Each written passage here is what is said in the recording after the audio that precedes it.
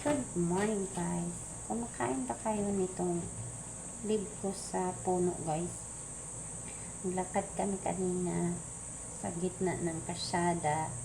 Tapos may nadaan na naming punong patay. Ito po yung nakita namin. Kinuha ko guys. So, yan. Yan siya guys. So, ako siyang ilaw-oy sa bawan.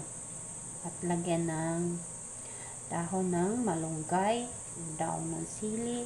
Ito siya guys. Libkos ng puno ng kahoy. Sariwa yan guys. Sarap.